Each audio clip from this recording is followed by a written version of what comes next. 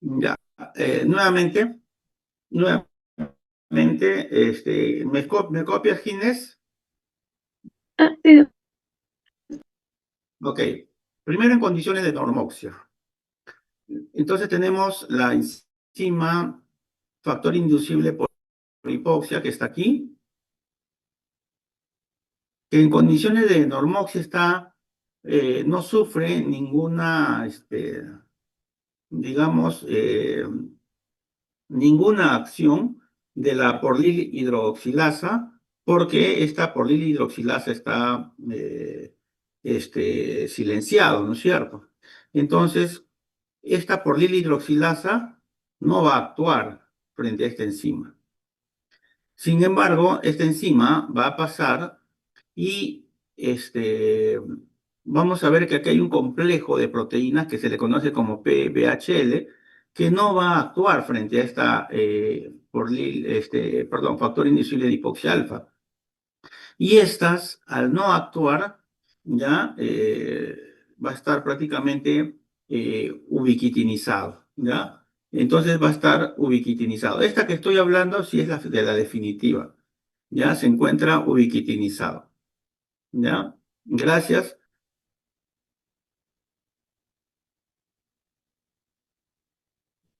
¿Qué pasó?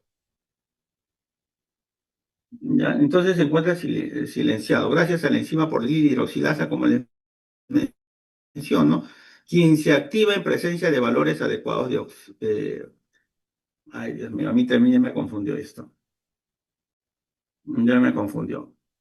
Ya. Chicos, entonces vamos a hacer una cosita. Para este examen, para el siguiente examen vamos a considerar este tema, ¿ok?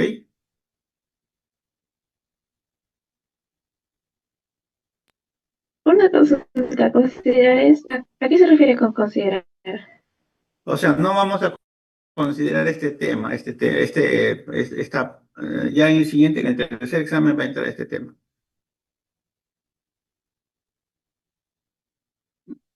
Ya, Esther dice que sí. Ya, ok.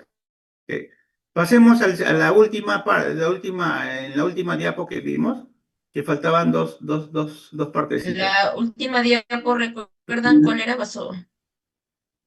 No me acuerdo. Era cinética del oxígeno. Ah, ya, cinética del oxígeno. Esperen un momentito. Plan. Les voy a hacer un repaso rapidito de cinética del oxígeno, bueno, así rapidito nada más, Ya, solamente las cosas puntuales. Ponla, por favor. ok. Un momentito.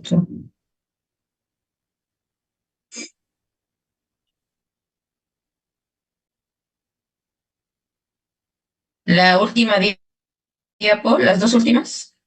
Ah, ya. Ponla del comienzo y vamos a pasar rapidito, solamente las cosas Ok. puntuales nada más. O sea, lo voy a pasar rapidito.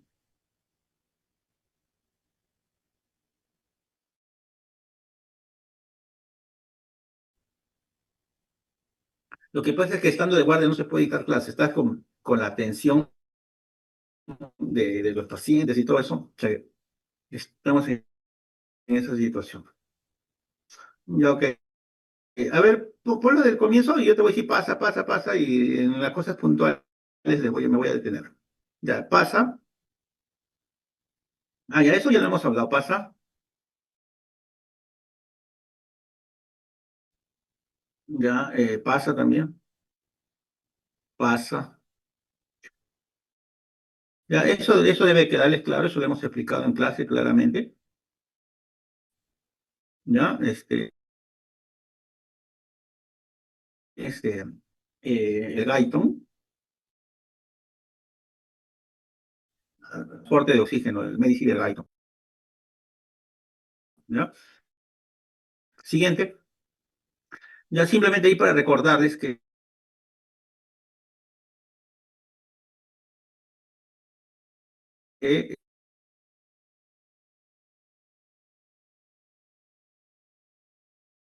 que a una saturación, en este caso vemos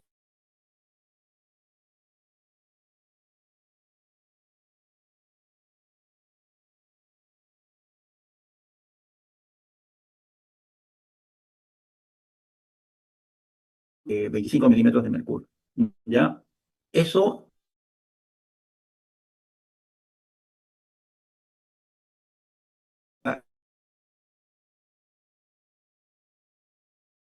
y qué va a pasar si la curva se desvían a la izquierda y cuáles son los factores que desvían a la derecha. Ya, siguiente, cómo la curva son esos factores que condicionan esos cambios, ¿ya? Pero, como ustedes están viendo, la P50 también se va a modificar, ¿ya?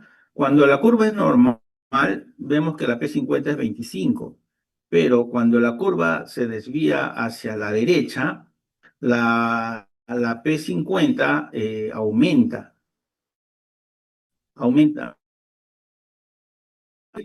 que yo necesito mayor presión de oxígeno para saturar, y si yo necesito mayor presión de oxígeno, es porque la afinidad pues disminuye, ¿no? Si disminuye la afinidad, tengo que meterle más presión de oxígeno. Y esa es la lógica. ¿Ya? Ahora, si yo veo que la curva se desvía hacia la izquierda, yo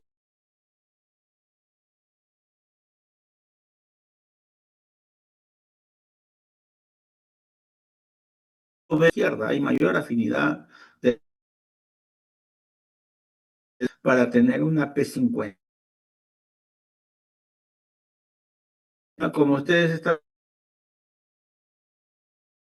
viendo ahí, cuando la curva se desplaza hacia la derecha, ya se aumenta, ya no es 25, sino es algo más. Siguiente. Eso también lo hemos explicado, el efecto Bohr, ¿ya? Entonces, el efecto Bohr tiene que ver que CO2 o una disminución de pH, ¿no? La afinidad del oxígeno por la hemoglobina disminuye, llevando la curva hacia la derecha, ¿ya? Desplaza la curva hacia la derecha, ¿ya? Entonces, eso también va a ocurrir en el ejercicio, por ejemplo, ¿no? En el ejercicio aumenta el metabolismo, aumenta el calor, ¿no? Aumenta el 2,3-difosfoglicerato y ahí la curva se desplaza hacia la derecha, ¿ya? Siguiente, ¿ya? Siguiente. Ya. Entonces acá estamos viendo cuando la curva se desplaza hacia la izquierda, ¿no? Si la curva se desplaza hacia la izquierda es porque hay mayor afinidad de la hemoglobina por el oxígeno. Por lo tanto, voy a requerir menor presión para saturar la hemoglobina a un 50%, como ustedes lo están viendo ahí en la figura, ¿ya? Simplemente estoy haciendo un recuerdo. Siguiente. Ya, el transporte de oxígeno de los pulmones a los tejidos, como ustedes están viendo, aquí lo que estamos viendo es que el oxígeno llega al extremo arterial, el intercambio gaseoso y va a salir con 104, ¿no? Con 104. Ahora, de esos 104, que es más o menos un 98%, va a haber un 2% que va a venir de la circulación bronquial, de la vena bronquial, para ser más exacto, que se van a unir. Es decir, antes que la sangre que venga por la vena pulmonar llegue a la aurícula izquierda, estos ya están mezclados. Y cuando llega a la aurícula izquierda va a llegar con 95 milímetros de mercurio de presión, y cuando sale por el ventrículo izquierdo va a salir con esa misma milímetros de mercurio de presión, producto de toda esta mezcla. Siguiente. ¿Ya? Ahí precisamente está explicando, ¿no? Esta mezcla, ¿no? O ese shock fisiológico, ¿no? Y vemos que con 95% sale por el ventrículo izquierdo con 95% y llega a los capilares sistémicos también con 95%. Siguiente. Ya. La presión de oxígeno con el que llega, que es 95 milímetros de mercurio, y vemos que la presión de la célula más o menos oscila entre 5 y 40 milímetros de mercurio. La presión de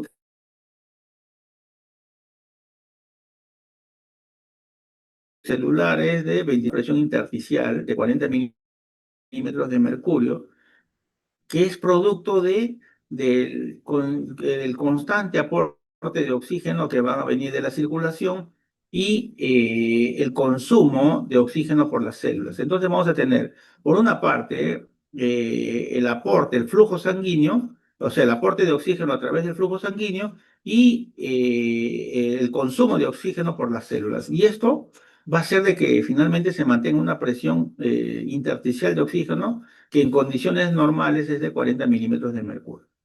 ¿Ya? Siguiente. Ya, entonces la pregunta es, ¿qué mantiene que la presión de oxígeno del líquido intersticial esté en 40? ¿Ya? Mantiene pues un flujo sanguíneo adecuado y un consumo de oxígeno normal. Entonces eso va a hacer que, si ustedes se ven en la figura, en el punto A de la línea continua, vemos que la presión de oxígeno líquido intersticial es 40 a un flujo sanguíneo normal de 1, asumiendo que 100 es 1, que es normal. ¿Ya? Ahora, miren, vemos el punto B, vamos a ver que el consumo de oxígeno es normal, pero el flujo sanguíneo se ha cuadriplicado. Entonces, cuando se cuadriplica el flujo sanguíneo, vemos que la presión de oxígeno intersticial sube también, ¿no? Sube también. O sea, que, asumimos que el consumo de oxígeno es normal, pero el consumo de oxígeno sigue siendo normal. En ese caso, voy a aumentar mi presión de oxígeno en el líquido intersticial a 60 y tantos, como ustedes están viendo, ¿ya? Pero, pero ahora, ¿qué sucede si mi flujo ahora disminuye a la cuarta parte? O sea, nos vamos al punto C. Manteniendo constante mi consumo normal de oxígeno, vemos que la presión de oxígeno del líquido intersticial disminuye al disminuir el flujo sanguíneo. Entonces vamos a decir que la presión de oxígeno del líquido intersticial es directamente proporcional al consumo de oxígeno. ¿Ok? Manteniendo obviamente el consumo de oxígeno normal. ¿Ya? Ahora nos vamos a la otra parte. Si nosotros aumentamos en 4 veces el consumo de oxígeno, ¿no? Como estamos viendo ahí, manteniendo un flujo sanguíneo de 100, ¿no? Manteniendo un flujo sanguíneo de 100, o sea, normal, vamos a tener que la presión de oxígeno disminuye. Y muy por el contrario, si yo disminuyo a la cuarta parte el consumo de oxígeno normal, manteniendo un flujo sanguíneo de 100, o sea, en este caso el flujo sanguíneo constante, va a subir mi presión de oxígeno. Entonces, a qué conclusiones llego, chicos? De que mi presión de oxígeno intersticial es directamente proporcional al consumo de oxígeno, pero perdón, eh, mi presión de oxígeno de líquido intersticial es directamente proporcional al flujo sanguíneo, pero es inversamente proporcional al consumo de oxígeno. ¿Qué quiere decir esto? Que a mayor flujo sanguíneo, mayor presión de oxígeno del líquido intersticial. A mayor consumo de oxígeno, menor presión de oxígeno intersticial. ¿Ya? O sea, directamente proporcional al flujo, pero inversamente proporcional al consumo de oxígeno. No sé si hasta aquí tienen alguna pregunta.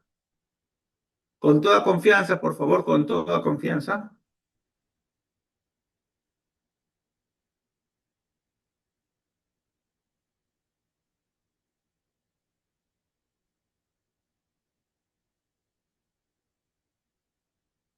¿Se entendió?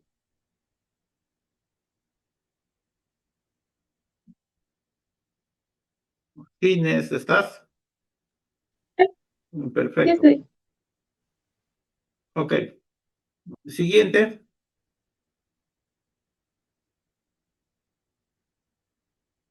Ya.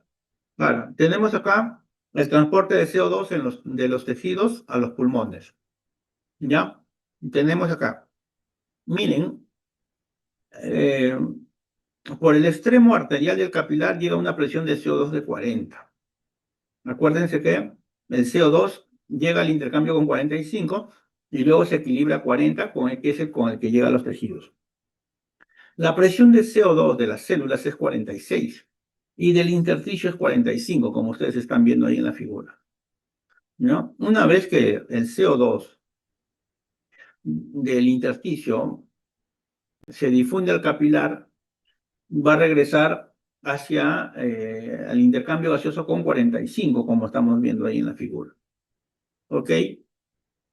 Entonces, la pregunta es, ¿qué mantiene la presión intersticial de CO2? A ver, ¿quién me puede decir en la figura cuánto es la presión intersticial de CO2? ¿Qué dijo, doctor? 45. Sí. Muy bien, 45. 45, sí. La presión de CO2 intersticial es 45. Ok. La pregunta es, ¿qué mantiene esa presión intersticial de 45? Yo les voy a explicar. Es todo lo contrario a lo del oxígeno. Es decir,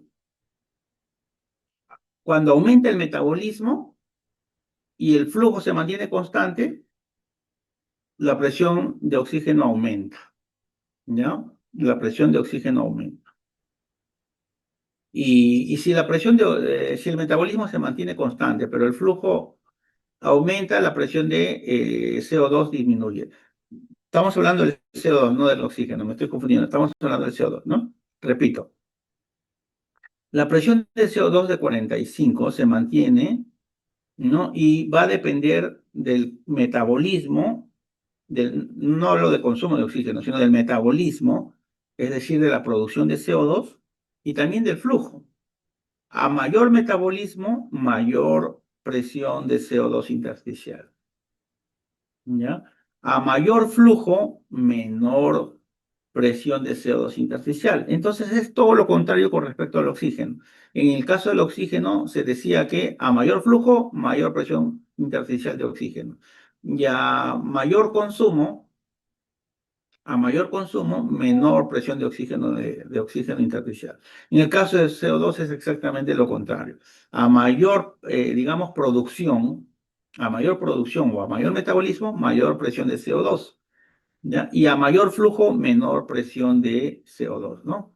¿Por qué a mayor flujo? Porque si hay mayor flujo, entonces ese CO2 pum, se va a liberar rápidamente de intersticios, por eso que es inversamente proporcional al flujo, pero directamente proporcional al metabolismo. ¿Se entendió esto, chicos? O si tienen alguna duda, con toda confianza. Perfecto. Pasa a la siguiente. Siguiente, por favor. Ah, ¿es la última? La anterior creo que ya. Ahí simplemente como ustedes están viendo, como en el extremo arterial la presión de CO2 llega con 45, se intercambia con el alveolo y al final se equiparan y sale el CO2 con 40, ¿no? Eso básicamente. Creo que... Ya chicos, entonces para el examen se va a incluir todo lo que hemos visto excepto vasoconstricción pulmonar. Esa clase tiene que ser presencial, no puede ser virtual y menos sin el apoyo de puntero y todo eso, ¿no? Y menos con la atención de la guardia y todo eso. Estar escuchando al paciente y todo eso, o sea, me ha confundido. Pero yo lo tengo claro, sino que me confundí en ese momento y por el tema del tiempo ya no lo vamos a considerar, lo vamos a considerar para el tercer examen. ¿Tienen alguna pregunta en relación al examen o algo, chicos? ¿O a la clase?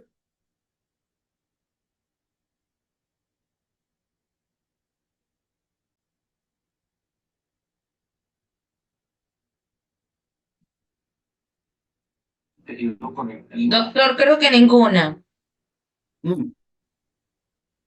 Ya, chicos, entonces nos estamos viendo Dios mediante en respiratorio el día miércoles para el examen. ¿Ya? No falten a sus prácticas, chicos. No falten a sus prácticas. Un abrazo, que Dios los bendiga. Gracias, doctor. Buenas noches.